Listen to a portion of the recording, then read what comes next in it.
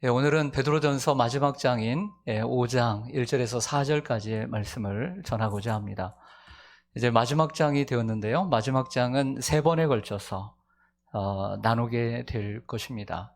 오늘은 15번째 시간으로 양무리의 본이 되는 장로들이라는 제목으로 말씀을 드리고자 합니다. 먼저 오늘 베드로전서 5장 1절을 말씀을 보시겠습니다. 너희 중 장로들에게 권하노니 라고 했습니다.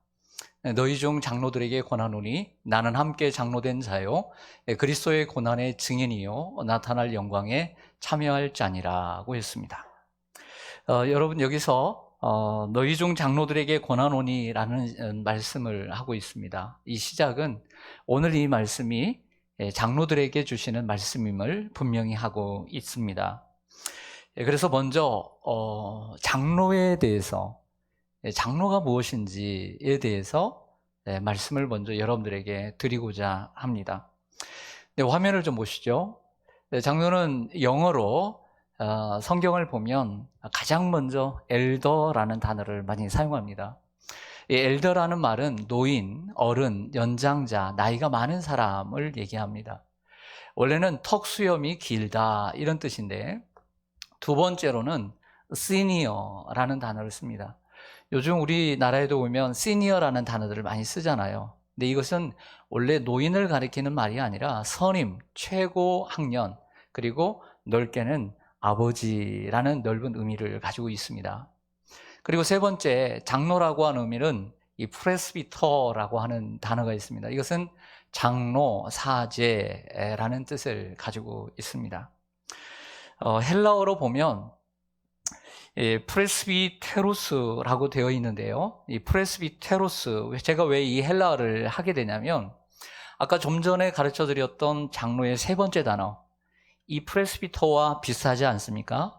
그래서 이 영어가 어디에서 왔냐면 헬라에서 왔기 때문에 소개를 해드리는 것입니다. 이 프레스비테로스라고 하는 이 헬라어 단어가 바로 영어가 되어서 장로, 사제가 되었습니다. 그래서 여기서 프레스비테리언 처치, 장로교회라는 단어가 이루어진 것입니다. 우리 교회 주보 앞 표지를 이렇게 한번 보시죠. 주보가 있는 분들 보시면, 여러분들 우리 앞 표지 여기 사진이 있는 부분 중간에 보면 대한예수교 장로의 시온산교회 우리 합동측 로고가 있고요. 그 밑에 영어가 쓰여 있습니다. 시온산 프레스비테리언 처치, 시온산 장로교회라는 뜻입니다. 저를 보시죠. 장로라고 하는 단어는 엘더처럼 먼저 나이가 많은 연장자들을 가리키는 단어였습니다. 그런데 출애굽기와 민수기, 여호수아로 가면서 특정한 인물들을 향하여 장로라고 지칭을 하게 되었습니다. 여러분들 잘 아시는 대로 모세가 사역을 감당할 때 모세의 장인 이드로가 많은 사람들 혼자 하는 것이 부담스러워 보이고 이러다가 큰일 나겠다 하고 장로들을 세우지 않았습니까? 신약시대에 와서는 최초의 교회인 예루살렘 교회 안에 장로들이 있었고요. 그리고 바울과 바나바가 선교 여행을 다니면서 교회를 개척합니다. 그리고 계속 있는 것이 아니라 그 교회에 장로들을 세워 그 교회를 맡기고 그리고 떠나간 것을 보게 됩니다. 또 디모데전서와 디도서와 같은 목회 서신에 보면 감독이라고 하는 호칭으로도 이 장로라는 단어가 혼용되어 사용되었음을 알 수 있습니다. 그러므로 여기서 말하는 장로들이란 교회의 지도자들을 가리키는 단어이고, 오늘은 특별히 그런 지도자들을 향하여 주시는 말씀입니다.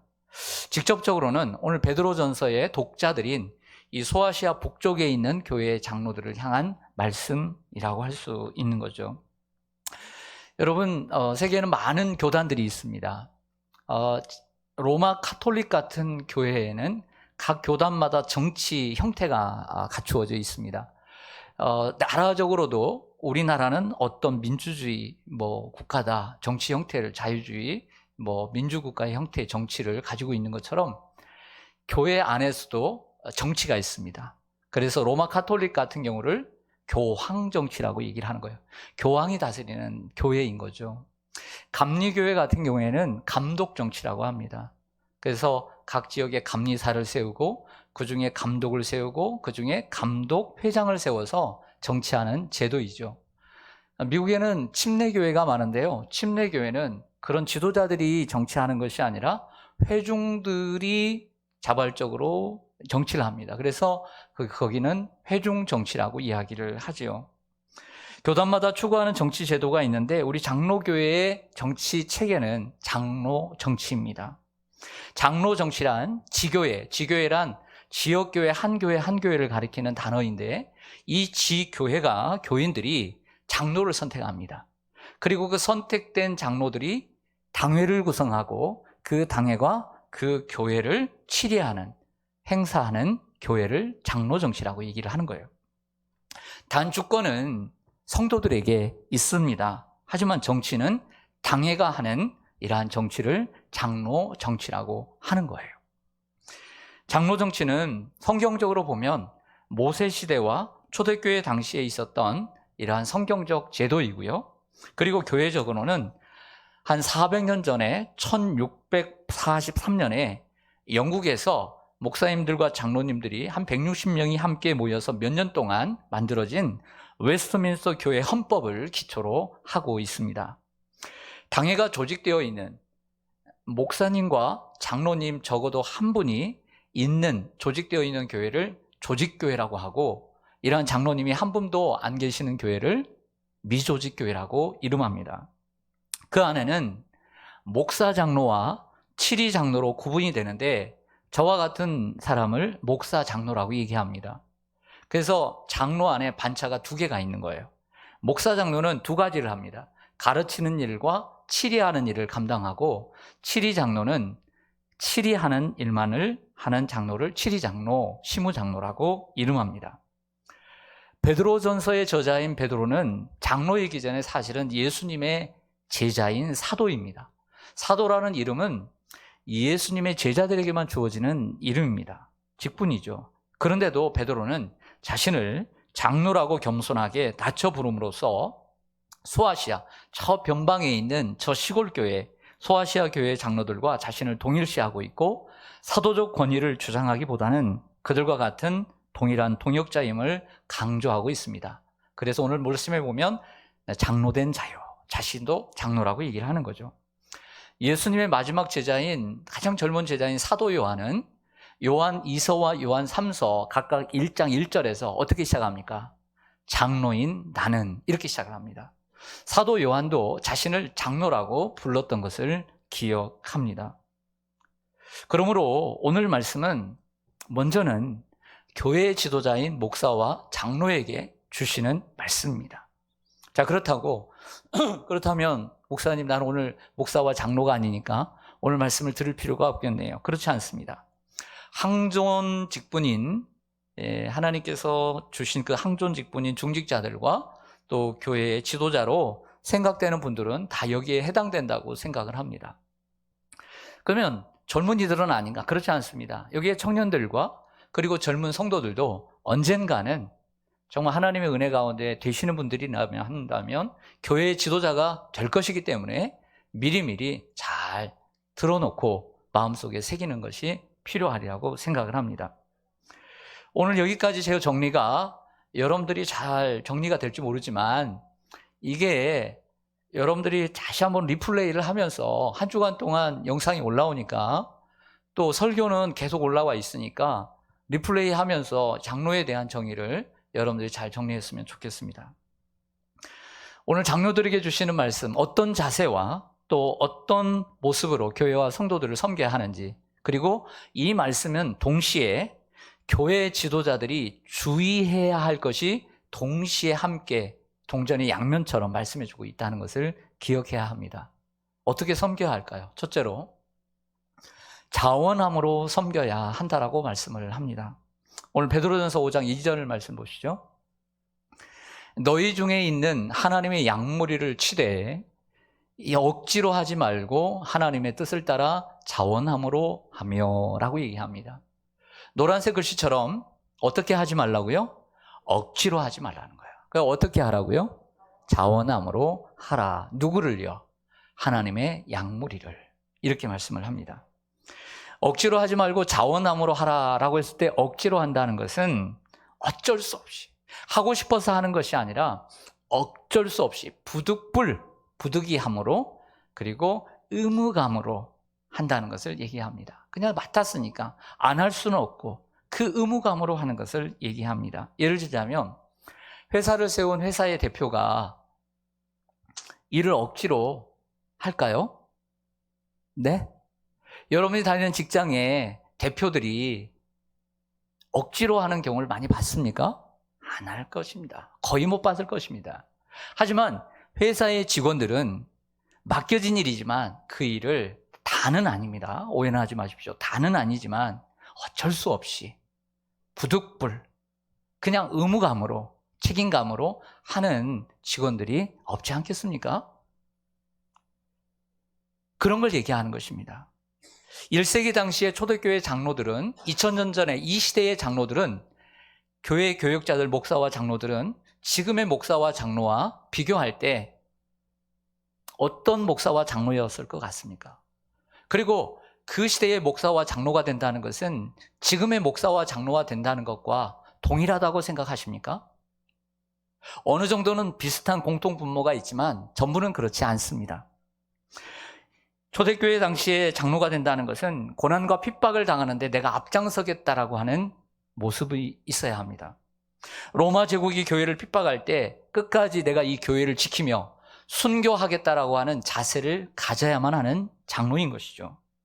거짓 교사들과 이단들이 공격할 때 앞장서서 싸워야 했고, 지지난주에도 말씀드린 것처럼 순회 전도자들이 많았던 시대에 그 많은 순회 전도자들을 집에서 먹이고 입히며 돌봐야 했던 역할들을 바로 이 장로들이 거의 다 해야만 했던 것입니다. 요한복음 21장의 마지막 장을 보시면 이런 장면이 있죠. 예수님이 부활하신 후에 제자들이 고기를 잡는 자리에 가서 정말 그 배 오른편에 던지기 위해서 153마리를 잡고 조반을 미리 준비하십니다. 얼마나 친절하십니까? 나중에 베드로를 단독으로 만나셔서 이런 얘기를 하죠. 베드로야, 베드로야, 시몬의 아들, 요한의 아들 시몬아, 베드로야, 이렇게 얘기합니다. 요한의 아들 시몬아, 내가 이 많은 사람들보다, 이 제자들보다 나를 더 사랑하니? 라고 물을 때 뭐라고 대답해요? 주님, 그러합니다. 주님께서 아십니다. 만약 옛날 같으면 뭐라고 대답했을 거예요? 당연하죠. 이렇게 대답했을 그가 예수님을 좀 전에, 며칠 전에 3번이나 부인하고 맹세했으니 얼마나 양심에 찔리겠습니까? 천하의 베드로도 뭐라고 대답했어요? 주님께서 아십니다. 소극적으로 대답을 하죠. 얼마나 창피했겠어요. 그러나 예수님은 3번을 물으시고 난 다음에 각각 3번을 이렇게 대답하시지 않습니까? 내 어린 양을 먹이라. 내 양을 치라. 내 양을 먹이라. 여기에 내는 예수님의 양을 얘기하는 거죠. 베드로의 양이 아니라 맡겨준 양은 예수님의 양이라고 말씀을 합니다. 오늘 뭐라고 시작합니까?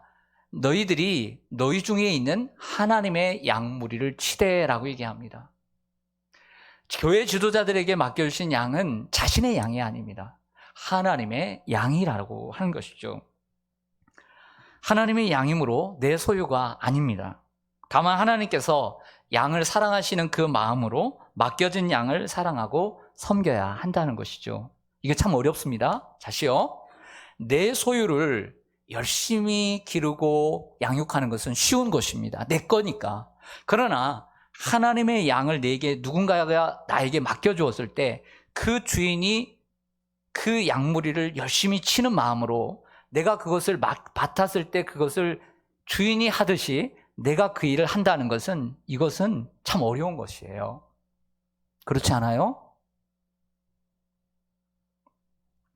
하지만 내 소유는 아니지만 소유의식은 갖지 말아야 되지만 주인의식을 가지고 섬기라는 것입니다.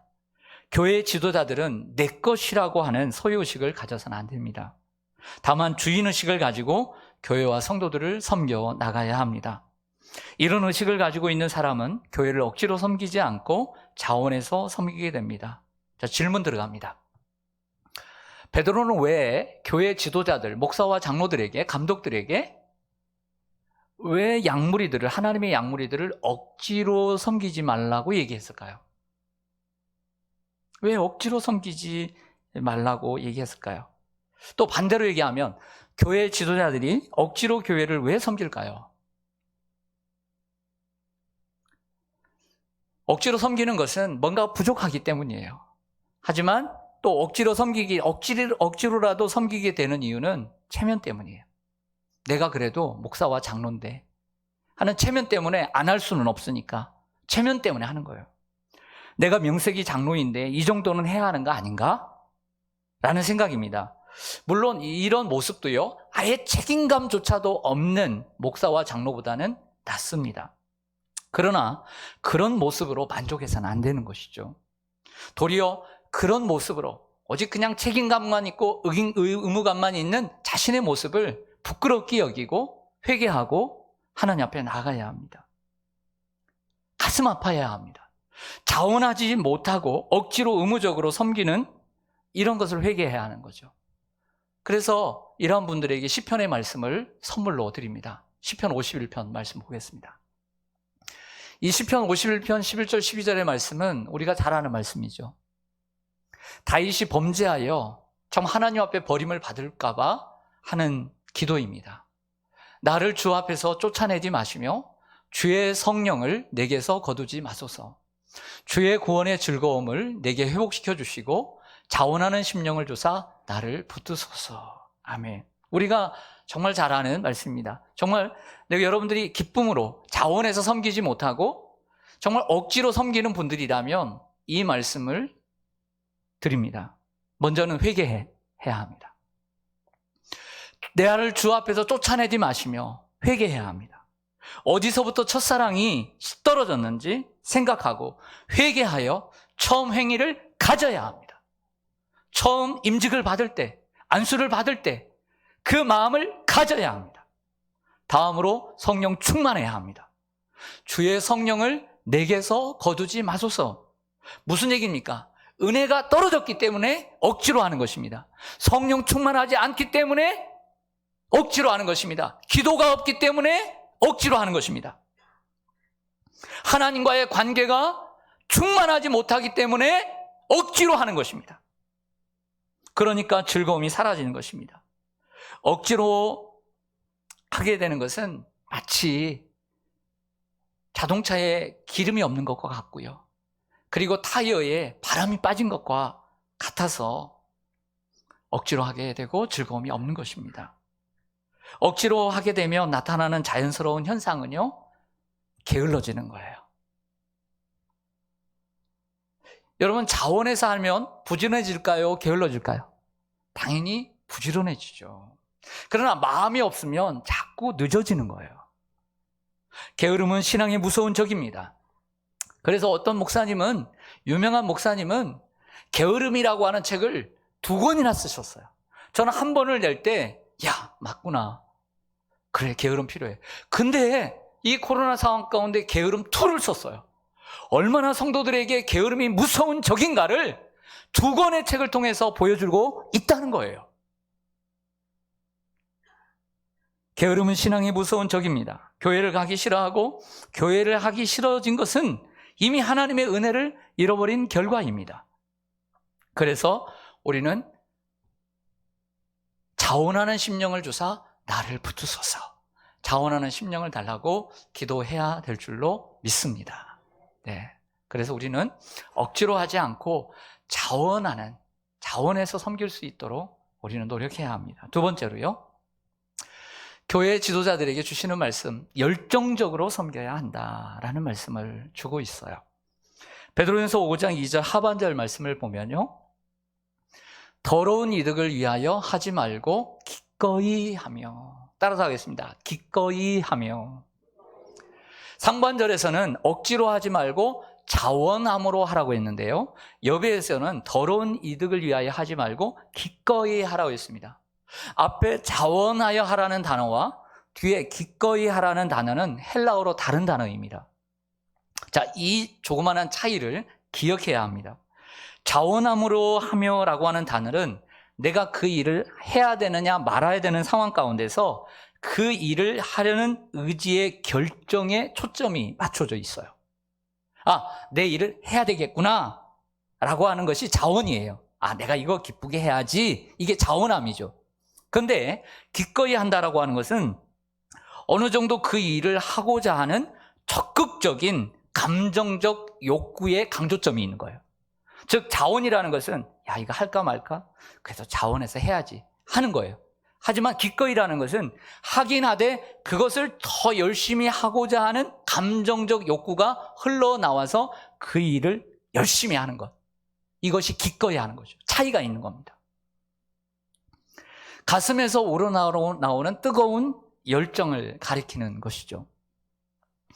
우리 아이들이 가르쳐줘서 알게 된 유튜브가 하나 있습니다. 젊은 개그맨들이 요즘은 설 데가 없잖아요. 우차사도 없어지고 그러다 보니까 이 개그맨들이 많이 유튜브로 많이 나오게 되었습니다. 젊은 개그맨들이 하는 한사랑 산악회라는 유튜브를 알게 되었습니다. 혹시 아시는 분 한번 손을 들어요. 빨리 왜 안 들어? 빨리 들어요. 우리 젊은이들. 네. 여기, 예. 한사랑 산악회가 있어요. 한사랑 산악회 유튜브는 피식대학이라고 하는 이러한 유튜브 채널 안에 있는 몇 가지 코너 가운데 하나입니다. 30대 초반에 4명의 이 개그맨들이 아버지로 분장을 해서 아버지의 세대를 아버지들이 등산을 갈 때 이런 말을 사용하고 이런 표현들을 하고 막 싸우기도 하고 그래요. 연기지만. 그래서 맛깔나게 아버지 세대를 표현들을 합니다. 어떻게 그렇게 잘하는지 몰라요. 근데 이들이 전국에 있는 산들을 다니는데요. 요즘은 코로나 때문에 잘 못 다니지만 우리 동네 호암산도 왔더라고요. 그래서 제가 호암산까지 봤어요. 그래서 우리 호암산을 봤는데 우리 성도님들이 호합사가 있어서 호합산이라고 헷갈리는데 그렇지 않아요. 우리 여기 관악산 이 서쪽에 있는 이 금천구에 있는 산을 호암산이라고 해요. 그 산세가 호랑이 모습을 닮았다고 해서 호암산이라고 불려졌다고 전래되어 옵니다. 그리고 우리 금천구 일부와 저쪽에 안양 쪽으로 바로 호암산 넘어가면서 있는 산 이름이 뭔지 아세요? 오늘 금천구 좀 공부를 시켜야지. 뭔지 아세요? 예, 우리 고장로님 아실 것 같아요. 삼성산입니다. 삼성산. 다 관악산 줄기인데 삼성산이에요. 우리 이 금천 공부 많이 해야 됩니다. 원래는 이게 시흥이라고 하는 땅이었어요. 네. 근데 이제 요즘 이게 정조 얘기 많잖아요. 정조가 아버지 배로 가다가 여기서 이제 들렸다 가게 되고 여기에 백한되는 집을 지었습니다. 바로 이 금천 초등학교 아래 있었는데 지금은 없죠. 네. 또 별장도 있고요. 그런데 여기에 보면 4명의 멤버들이 나오는데 그 중에 목소리 크고 삐지기 좋아하는 영남 회장이 있어요. 목소리 얼마나 큰지 몰라요. 근데 그 영남 회장이 항상 외치는 구호가 있습니다. 혹시 아세요? 아시죠? 우리 젊은이들은 알아요. 모르는 분들을 위해서 힌트를 드리겠습니다. 영남 회장이 이런 대사를 많이 해요. 뭐라고 하냐면 날이 더울수록 집에 있으면 안 돼. 열정을 내야 돼. 정상까지 올라갈 때 열정 있는 모습 보여줘야 돼. 이렇게 얘기를 해요. 비슷하지 않았죠? 그래서 구호를 합니다. 뭐라고 구호하는지 아세요? 열정! 열정! 열정! 맞죠? 네, 열정이에요. 사람들에게 중요한 것은 열정입니다. 어떤 일을 하든지 이 무더위 가운데서도 열정이 있으면 언젠가는 성공하게 됩니다. 열정이 있는 사람, 그 옆에 있는 사람도 함께 뜨거워지는 거예요. 열정에는 강한 전임성이 있어요.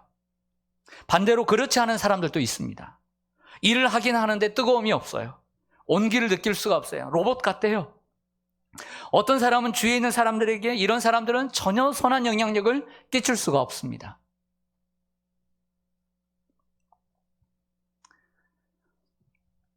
저는 우리 교육자들에게 도전을 받을 때가 있습니다. 제가 담임 목사지만 우리 교육자들에게 도전을 받을 때가 있어요.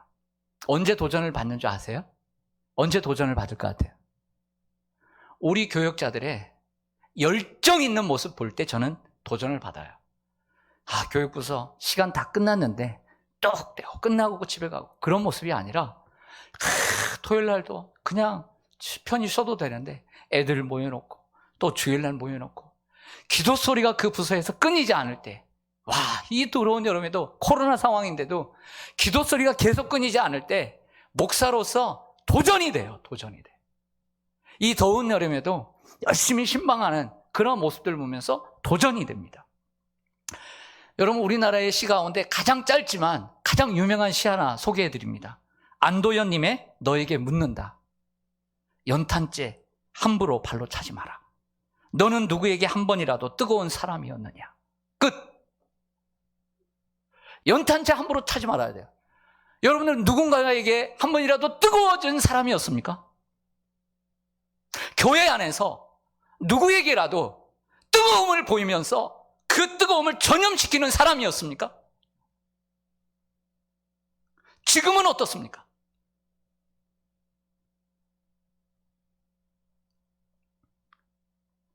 목회는 학력이나 스펙으로 하는 것이 아닙니다.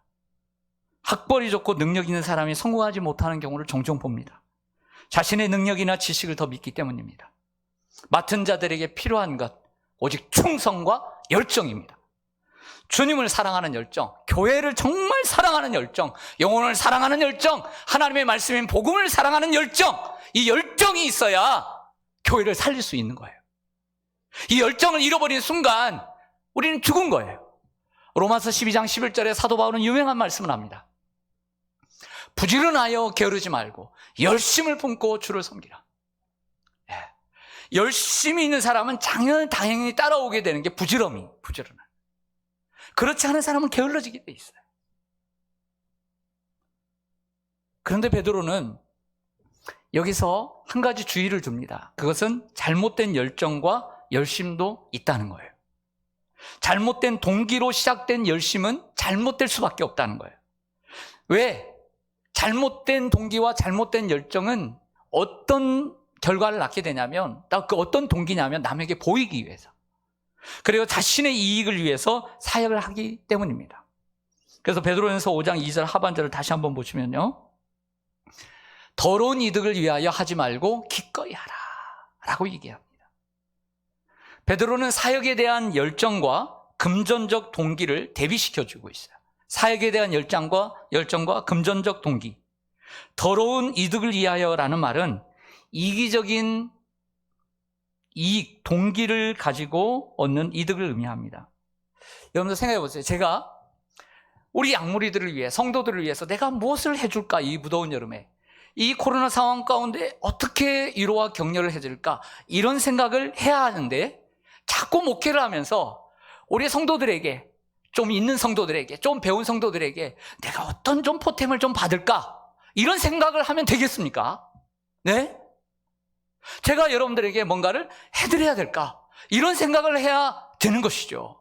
그런데 잘못된 동기로 어떤 이득을 위해서 섬긴다고 한다면 이건 잘못된 것이라고 하는 얘기입니다. 여기서 우리가 기억해야 될 것은, 우리가 참고로요, 이득이라고 하지 않고 더러운 이득이라고 했다는 것도 좀 여러분들이 감안해 주셔야 돼요. 디모데전서 5장 17절과 18절 말씀을 보시면요, 잘 다스리는 장로들은 배나 존경할 자로 알되 말씀과 가르침에 수고하는 이들에게는 더욱 그리할 것이니라. 성경에 일렀으되 곡식을 밟았다는 소의 입에 망을 씌우지 말라 하였고, 또 일꾼이 그의 싹을 받는 것은 마땅하다 하였느니라. 여러분, 목회를 전담하는 사역자들에게 교회가 정당한 이익을 주고 받는 것은 당연한 것입니다. 성도들이 혼동하는 경우가 있어요. 우리 목사님은 사례를 하나도 안 받아. 그런 교회들 보세요. 다 뽀록 나는 거 보세요. 사례를 정당하게 안 받으니까 저 뒷줄로 사례보다 몇십 배, 몇백 배 더 많아가지고 자기 이득 취하고 자기 땅 사고 자기 집 사고, 이런 이단들이 얼마나 많아요. 그렇게 하면 안 되는 거예요. 정당한 이득을 주고 그렇게 생활할 수 있도록 만들어줘야 돼요. 할렐루야. 하지만 탐심과 돈에 대한 욕심은 저나 여러분이나 모든 인간의 마음속 곁에 있어요. 그러므로 교회 지도자들은 항상 돈에 대한, 탐욕에 대한 이러한 경계를 놓쳐서는 안 될 줄로 믿습니다. 표를 하나 보여드릴게요. 영어 성경을 보고 또 우리 성경을 보면 2절과 3절이 반복되는 패턴으로 되어 있습니다. 그것은 영어로 not A but B, 이런 문장이 3번 반복됩니다. 억지로 하지 말고 자원함으로 하라. 이 더러운 이득을 위하여 하지 말고 기꺼이 하며. 3번째, 주장하는 자세를 하지 말고 양무리의 본이 되라. not A but B 문장이 3번이 반복돼요. 오늘 3번째 말씀 보겠습니다. 셋째로는 양무리의 본이 되어야 된다라고 얘기합니다. 베드로전서 5장 3절 말씀을 보면요, 맡은 자들에게 주장하는 자세를 하지 말고 양무리의 본이 되라고 했습니다. 교회의 장로들은 성도들을 지배하거나 또 성도들을 위해 군림하는 지도자가 아니라 성도들이 본받을 수 있도록 모범이 되는 신앙과 삶의 모습을 보여줘야 한다고 베드로는 권면합니다. 여러분들 생각해 보세요. 교회 지도자들은 적어도 신앙적인 면에서도 탁월하고 또 교회에 대해서도 누구보다 많이 아는 분들입니다. 자기가 더 많이 알고 있고, 그러므로 자기가 자기의 생각이 옳다고 생각하니까 자기 생각대로 하고 싶어하는 욕심이 생기게 돼 있어요. 사람이라. 또 교회 지도자가 된 사람은 누구보다도 아무래도 교회를 많이 섬겼을 것입니다. 헌신했을 것입니다. 그러므로 자기의 공로가 남들보다 크기 때문에 당연히 발언권도 커야 된다라고 생각을 합니다. 그러다 보니 자꾸 자기의 주장을 앞세우게 되는 결과를 낳게 되는 것이죠. 그래서 맡은 자들에게 주장하는 자세를 하지 말고 양무리의 본이 되라고 말씀합니다. 교회 지도자들은 자신의 직분과 권위로서 영향력을 행사하려 하지 말고 하나님과 또 교회와 또 성도들을 바르게 섬기는 섬김의 본으로서 선한 영향력을 끼쳐야 된다라고 말씀하는 것이죠. 우리 교회가 시온산 교회가 1987년 4월 첫 주일에 시작된 이래 34년 동안 총 9번에 걸쳐서 일꾼을 세우는 임직식을 했습니다. 참 하나님의 큰 은혜인 줄로 믿습니다. 그리고 제가 부임해서 4번에 걸쳐 임직식을 거행하고 장로님들과 그리고 안수 집사님들 그리고 권사님들을 세웠습니다. 세울 때 이러한 피택자들을 향해서 장로님들은 적어도 6개월 이상 저와 공부를 합니다. 교육을 하고, 그리고 권사님들과 안수 집사님들은 적어도 3개월 이상 교육을 하게 되어 있습니다. 장로님들은 어쩔 수 없이 장로 노예고시가 있기 때문에 저희와 함께 공부할 수밖에 없는 것입니다.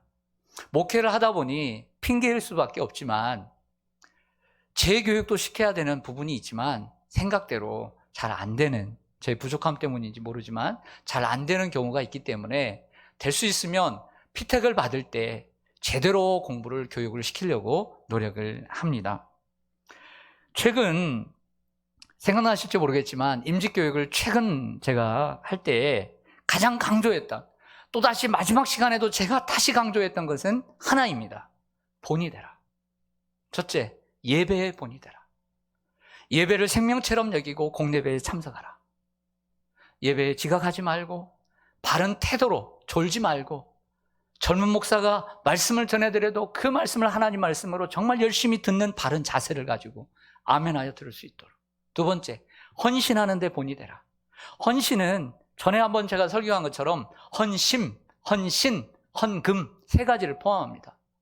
마음이 가는 곳에 몸이 가고 물질이 가는 것이죠. 이런 데 모범이 되어라 말씀을 드렸습니다. 3번째, 삶이 본이 되어라. 특별히 말과 행동의 본이 되어라 말씀드렸습니다. 당연히 직장 생활에서도 가정 안에서도 본이 되어야 한다고 누누이 말씀드렸습니다. 코로나 이전에 어떤 성도님이 하시는 이야기를 들었습니다. 우리 교회 중직자들이 예배와 기도에 본이 되지 않아요. 담임 목사가 그 말을 들을 때 얼마나 부끄럽고 또 얼마나 다시 뜨거운지. 그럼에도 불구하고 참 본이 되는 분들이 많다고 말씀을 드렸습니다. 사도 바울은 종종 그의 서신에서 정말 너무나 확고하면서도 감히 이런 이야기를 합니다. 한번 보시죠. 고린도전서 4장 16절에 보면 우리 같이 한번 읽겠습니다. 시작. 그러므로 내가 너희에게 권하노니 너희는 나를 본받는 자가 되라. 어떤 자가 되라고요? 본받는 자가 되라. 고린도전서 11장 1절에도 시작. 내가 그리스도를 본받는 자 된 것 같이 너희는 나를 본받는 자가 되라. 아멘. 빌립보서 3장 17절 시작. 형제들아 너희는 함께 나를 본받으라. 그리고 너희가 우리를 본받은 것처럼 그와 같이 행하는 자들을 눈여겨보라. 눈여겨봐야 돼요. 어떤 사람을 눈여겨봐야 되느냐? 본받을 수 있는 사람. 바울을 본받은 그것을 본받는 사람을 눈여겨보고, 엉뚱한 사람 눈여겨보지 말고 열심히 본받을 수 있는 사람 눈여겨봐야 돼요. 빌립보서 4장 9절에 보면요, 시작. 너희는 내게 배우고 받고 듣고 본바를 행하라. 그리하면 평강의 하나님이 너희와 함께 계시리라. 아멘. 사도 바울은 믿음의 아들이자 에베소와 그레데에서 목회하고 있는 디모데와 디도에게도 똑같은 이야기를 하고 있습니다. 디모데전서 4장 12절 시작. 누구든지 내 연소함을 업신여기지 못하게 하고 오직 말과 행실과 사랑과 믿음과 정절에 있어서 믿는 자에게 본이 되라. 말, 행실, 사랑, 믿음, 정절에 있어서 성도들에게 본이 되라고 얘기합니다. 디도서 2장 7절과 8절 시작. 범사에 내 자신이 선한 일에 본을 보이며 교훈에 부패하지 아니함과 단정함과 책망할 것이 없는 바른 말을 하게 하라. 이는 대적하는 자로 하여금 부끄러워 우리를 악하다 할 것이 없게 하려 함이라.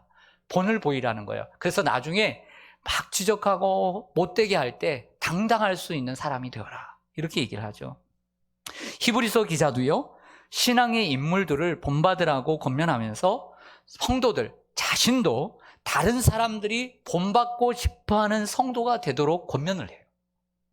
본받지만 말고 여러분들도 그 누군가가 여러분들을 본받을 수 있는 사람이 되십시오. 히브리서 6장 12절 쉬운 성경, 쉬운 말 성경에서 가져왔습니다. 시작. 그러므로 여러분은 게을러서는 안 됩니다. 오직 믿음과 인내로 약속된 유산을 물려받은 신앙의 인물들을 본받는 자들이 되어야 합니다. 아멘. 저는 여러분들이 감히 이렇게 얘기하는 분들이 되었으면 좋겠습니다. 내가 그리스도를 본받는 자 된 것 같이 여러분도 나를 본받는 자가 되십시오. 이렇게 얘기할 수 있는 여러분들이 되기를 간절히 소망합니다.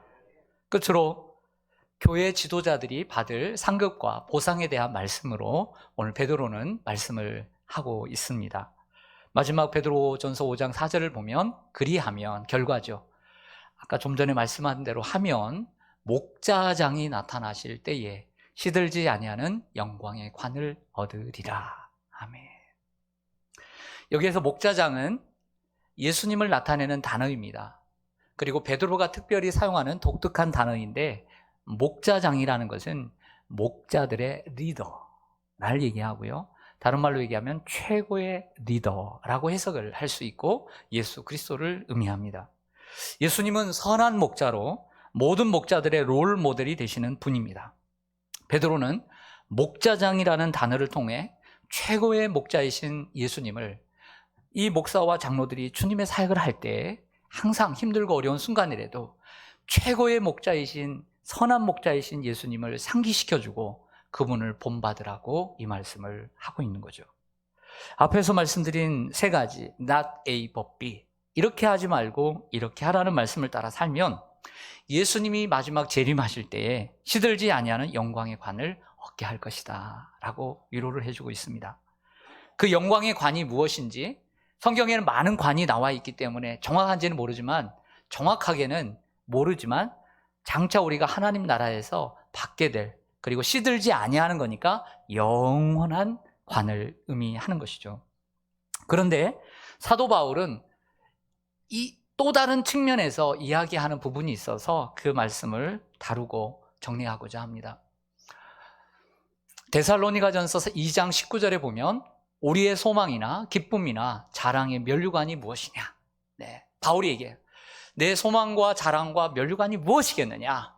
예수님이 강림하실 때에 우리 주 앞에 있는 너희가 아니냐. 목회자에게 면류관은 바로 성도들이다. 이렇게 얘기하는 바울을 기억하게 됩니다. 교회 지도자들이 보람이 어디에 있겠습니까?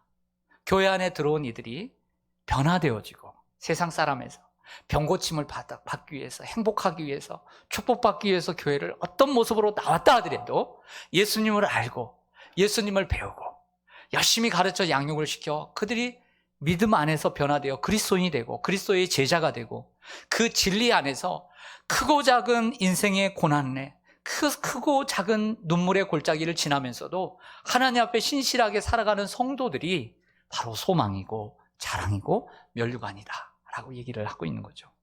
그래서 사도 요한도요, 아까 장로인 나는 이렇게 요한 2서와 3서에도 말씀을 했다고 그랬잖아요. 똑같이 베드로가 한 것처럼 요한 3서 3절과 4절에 보면 반복해서 사도 요한이 이렇게 얘기를 합니다. 내 기쁨이 무엇이겠느냐, 이렇게 얘기하면서 내 자녀들이 진리 안에서 행하는 것보다 더 큰 기쁨이 없도다, 이렇게 얘기를 하고 있습니다. 저의 기쁨도 또 우리 장로님들의 기쁨도 다 똑같습니다. 성도 여러분, 교회 지도자의 자리는 책임이 막중하고 두려운 자리입니다. 그래서 야고보서 3장 1절에 보면 선생된 너희가 더 큰 심판을 받을 줄 아나니 너희는 선생이 될 수 있으면 되지 말라. 그러나 되었다라고 한다면 너희들은 말을 조심해라, 이런 얘기를 하고 있지 않습니까? 목회자 혹은 우리 장로님들 정말 책임이 크고 특별히 코로나 상황 가운데 큰 막중한 이런 부담과 책임을 갖고 섬기고 있습니다. 때로는 외롭고 그리고 고독한 자리입니다. 인생의 완주도 어려운 것처럼요, 영광스러운 직분을 끝까지 감당하는 것도 쉽지가 않습니다. 힘들고 어려울 때도 많습니다. 인내가 필요할 때가 참 많습니다. 더 참아야 할 때가 많습니다. 내 생각을 내려놓고 하나님의 뜻대로 복종시켜야 될 때가 많습니다. 하지만 우리는 다 이루었다 하시며 우리를 위해서 십자가 지시고 그리고 끝까지 그 사명을 감당해 가신 우리 예수님을 깊이 생각해야 합니다. 그리고 선한 싸움을 다 싸우고 달려갈 길을 다 마치고 믿음을 지킨 바울처럼 우리도 완주하는 삶을 살아야 될 줄로 믿습니다. 쿼바디스, 주여 어디로 가시나이까? 로마로 가지 않으려고 했지만 로마로 들어가시는 주님을 바라보며 그 힘든 로마에서 나오려고 했지만 쿼바디스, 로마로 들어가는 예수님을 바라면서 부르면서 주여 어디로 가시나이까 불렀던 베드로가 예수님이 지신 십자가 나는 똑바로 지울 수 없다며 거꾸로 십자가에 못 박혀 죽은, 그래서 사명을 다 감당하고 주님 앞에 영광의 관을 쓴 이 베드로처럼 끝까지 승리하는 저와 여러분 되시기를 주님의 이름으로 간절히 소망합니다. 아멘. 기도하겠습니다.